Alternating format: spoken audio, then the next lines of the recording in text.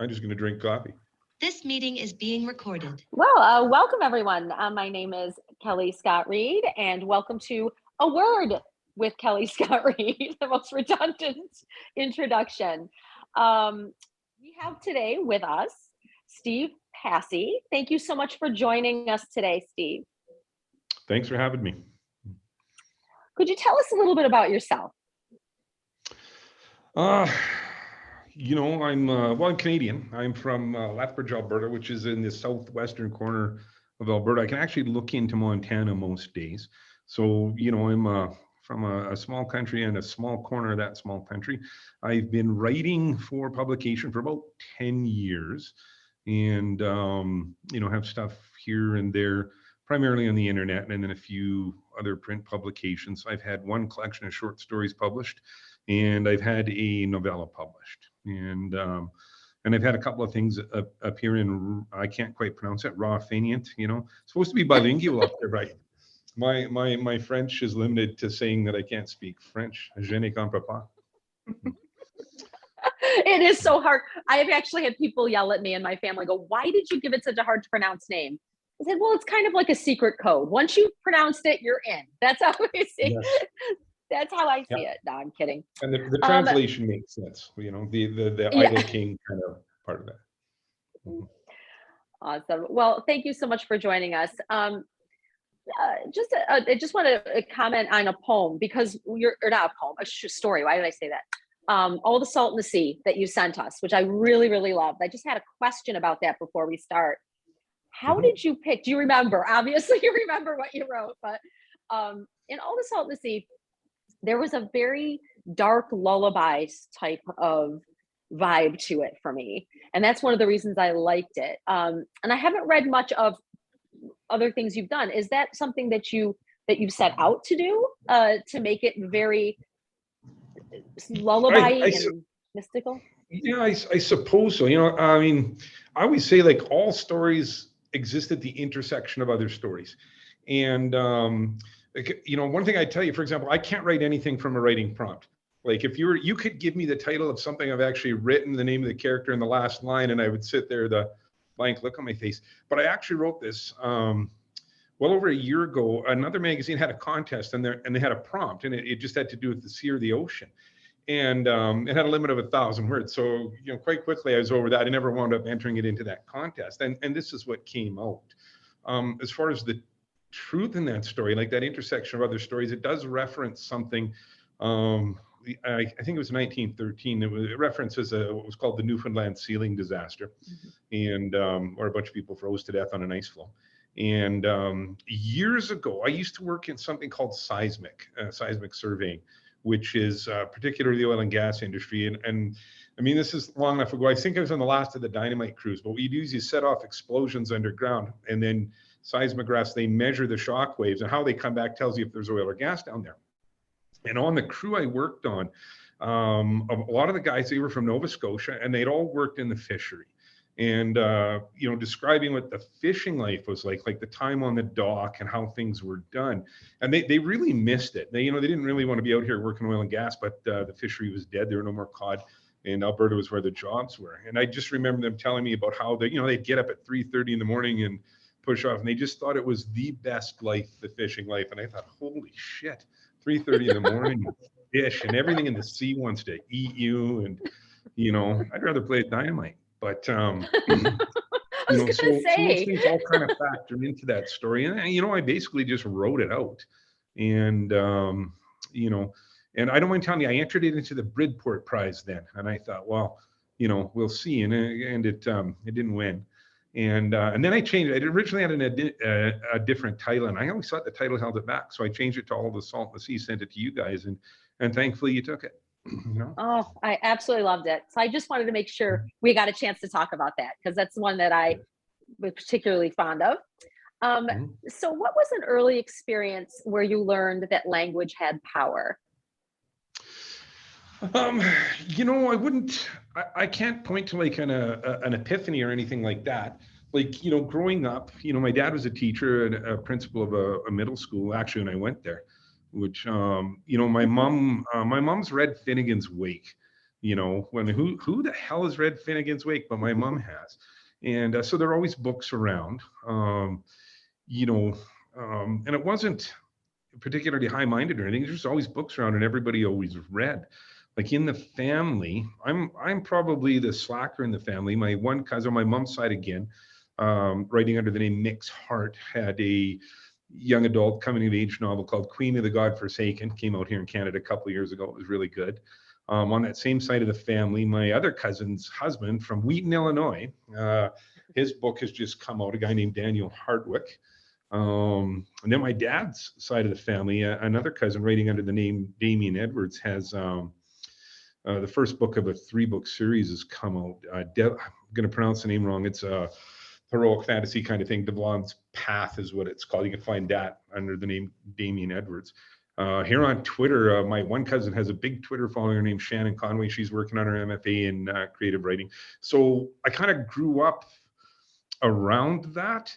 And although I don't mind telling you, I never had any real impetus to write until my very late 30s, early 40s is when I started to do it.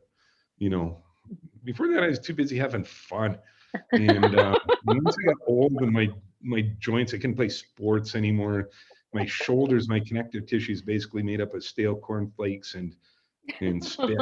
And so I had to write. This is what's left, you know, once you can't play sports anymore, you know.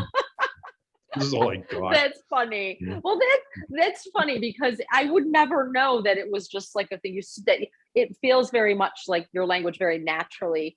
I first of all, I had to look things up because it was there was so much about very accurate about the land that you were writing about, the area that you were writing about, that I actually looked things up because I had no idea what they meant. So I thought that was really interesting. It was definitely a challenge. It was beautiful to be able to read something and have it feel very much like a world I didn't know, even though it was familiar. So I thought that was cool. I went back to your piece. I really loved it. So I keep talking about it. Thank you. What is your writing kryptonite? My writing kryptonite, I might say 2 things. One, prompts. I can't write anything from a prompt. And I know people that do really well from it. They can't write anything until you give them a prompt. But I can kind of only write my own things. Again, like I said, you could probably rehash my stuff, give it to me as a prompt, and I would immediately have a blank expression. Like, what am I going to do with this? You know, so I can't do anything from a prompt. I struggle that way. I don't mind telling you, I got an invitation from a publisher to tender something to a horror anthology. And the central theme, it has to be horror and it has to be greed. And I have to have something into by June 30th if I want it for consideration. And I have nothing, not a thing. You know, I don't know what I'm going to do. I got some time. Maybe something will happen, or they'll invent a new drug and I can try that. You know, I guess my other kryptonite, it wouldn't be a kryptonite, but I think anybody, you know, like I've been writing and getting published and stuff like that for 10 years, and I've never made any money from it. And there's a Protestant work ethic thing in me that says, don't do this. It's not worth anything. So I sometimes have writers, you know, like writers, like, why do I do this? And then something will happen and I'll write and you get to that last line, and it's finished and you think, shit, you know, I like doing this. So I would say, 1, I can't write from prompts. 2, sometimes you sort of feel like you should use your time better, but that's about it. If you didn't write, what would you do to express your creativity? You know, I had musical interests, you know, and I always kind of regret not being in a band, like a rock and roll band. I always say, sometimes when people say, you know, why do you write? And I would say, because Steel Panther already has a drummer. This is all that's left. You know, so, you know, I like that. I have some musical interests. My oldest son's in a band, and, you know, I'm really, you know, they've recorded, should have their second CD come out right away. I guess we call them, don't call them albums. I don't know what we call them. Their second full-length recording out right away. And I, of course, I've really enjoyed being around that. So music, number 1. And secondly, my high school ambition was to be a graphic artist. I would have loved to have been a comic book artist. And, you know, I just never really, again, you know, once it was school time, I went, you know, more towards the business side of an education and not to graphics and design. I work in advertising now. I know graphics and design people will get paid anyways. I probably made the right decision, but I mean, yeah, comic book artist, I would have liked that. I would have liked that. Just a real quick question. Do you have a comic book that you read now that you really like or subscribe to? No, I mean, I'll read anything. Have you seen that series? I think it was on Amazon Prime, The Boys. That kind of corrupt superhero. Garth Ennis, the author of that. I'll read anything Garth Ennis did.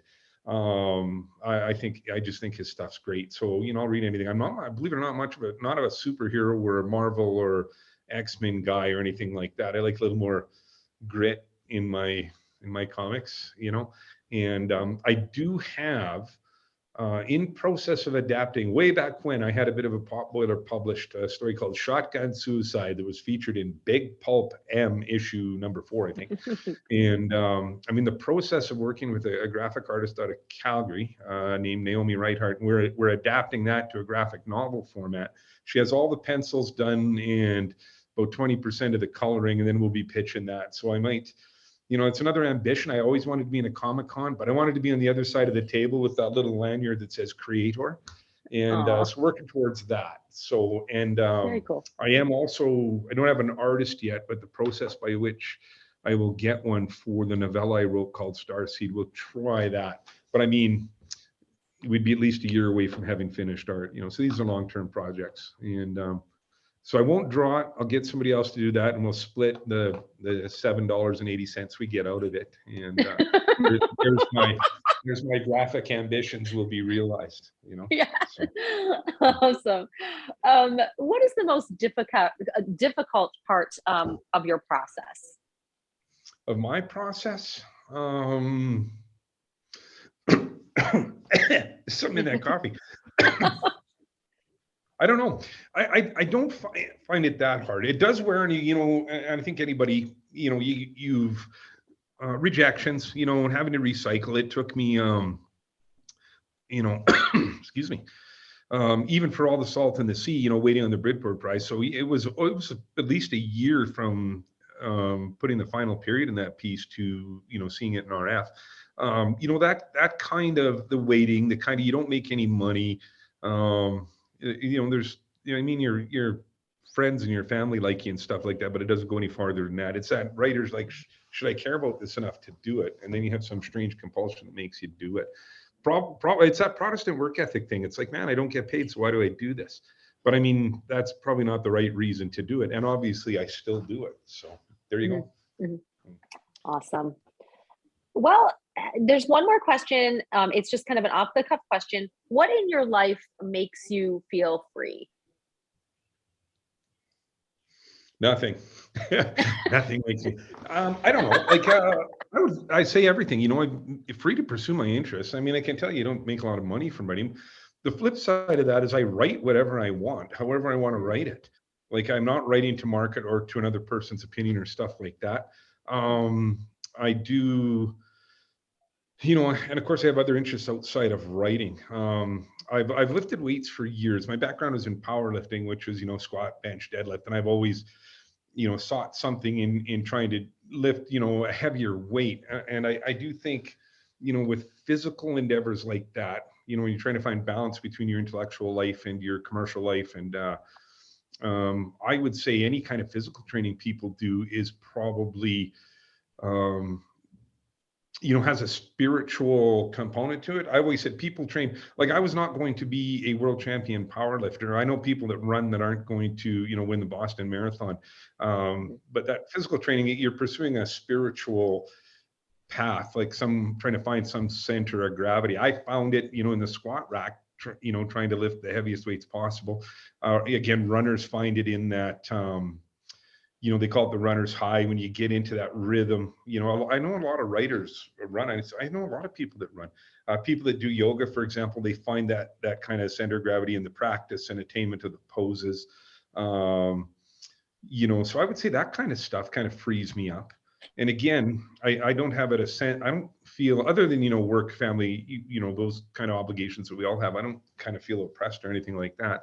And I think it's, you attain freedom, or another word for it might be balance between you know, your academic or scholarly or commercial endeavors versus writing versus you know, lifting heavy weights and then complaining to everybody about how your joints feel for years after. You know? Well, the two women who are on this call, Marianne and Tiffany, hear me complain about how I hurt all the time because I am a personal trainer and a yoga instructor.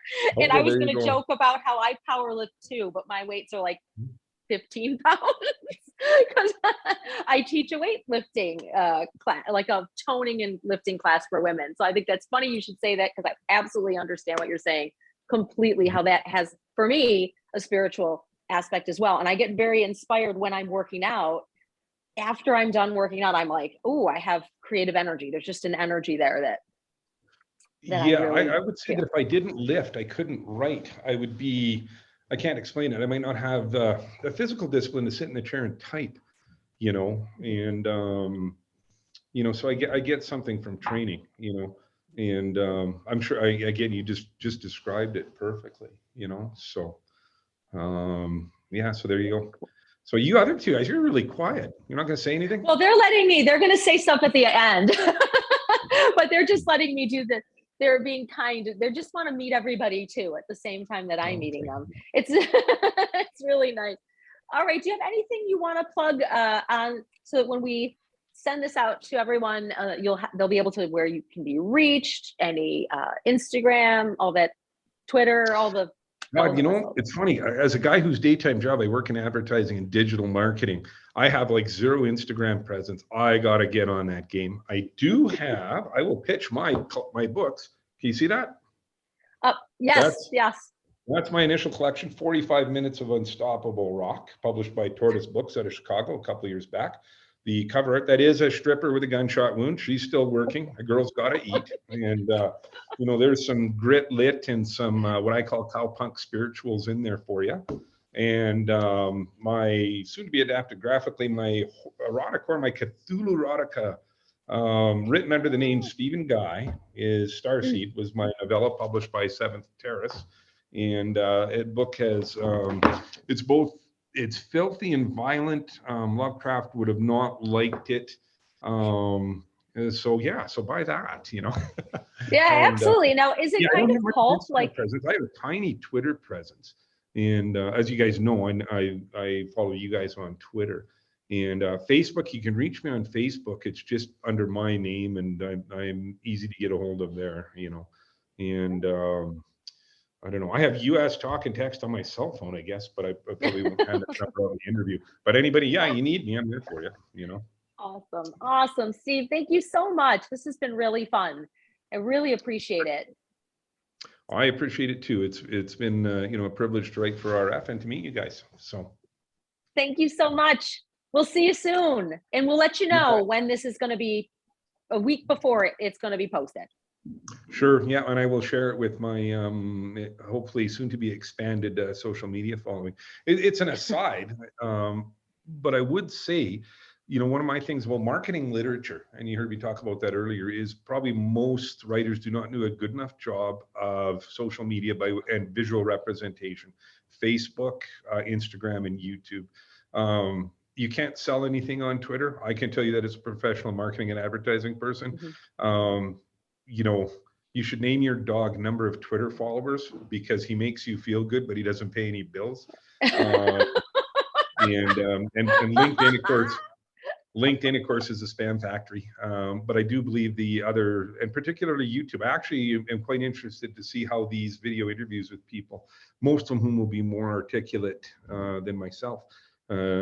I want to see how it works out because I think this is a good program, you know, so. Oh my gosh, thank you so much.